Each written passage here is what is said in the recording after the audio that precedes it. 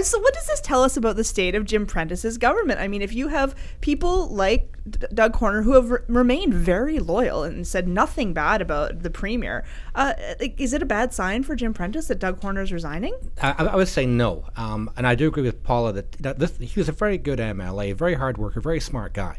And in a lot of ways you could say he'd be a benefit to Prentice, but of course he is toxic because of his relationships and what he did under Redford. Having said that, Prentice wants to clean house.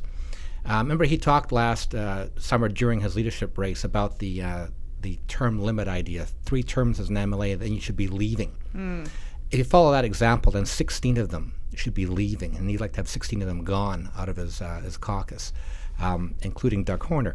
They've been around too long. So he wants to have fresh blood. He wants the old guard to move on, and he wants new people to come in. So it's a clean sweep in a sense. He wants to get rid of the old dusty cobwebs of Redford and Stelmach, and even Klein in some examples. You go far enough back of some of the MLAs who were elected with Klein. He wants to bring in new people, and this is a way he's doing it. And he's telling them right now, tell me if you're staying on.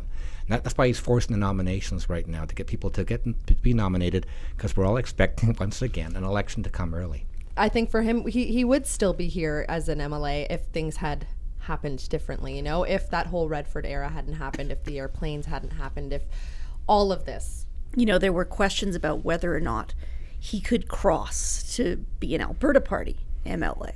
And that's, I think, a fantasy that maybe people in the Alberta Party had. But that was never likely to happen, because I don't think that's even in the realm of possibility. No, because he's the ultimate party loyalist, the ultimate party man. You know, and like Hancock, his reward for being the ultimate party man was to, you know, give up his life politically for the good of the party. Should we expect a wave of further resignations then? I wouldn't be surprised to see more of those types of folks. You know, people were asking questions about Doug Griffiths. You know, some of those people who have spent time in cabinet who are now on so far deep in the backbenches, they're sitting on the opposition side of the house, right? Like Fred Horn, is he going to run again? He spent his summer stuffing envelopes for Jim Prentice, and his reward was the furthest corner in the legislature. I mean, you have to wonder whether that is a satisfying career sort of future for some of these former cabinet ministers. And someone like Thomas Lukaszuk, who loves politics and loves the game, well, you know, he's been doing MBA classes on weekends.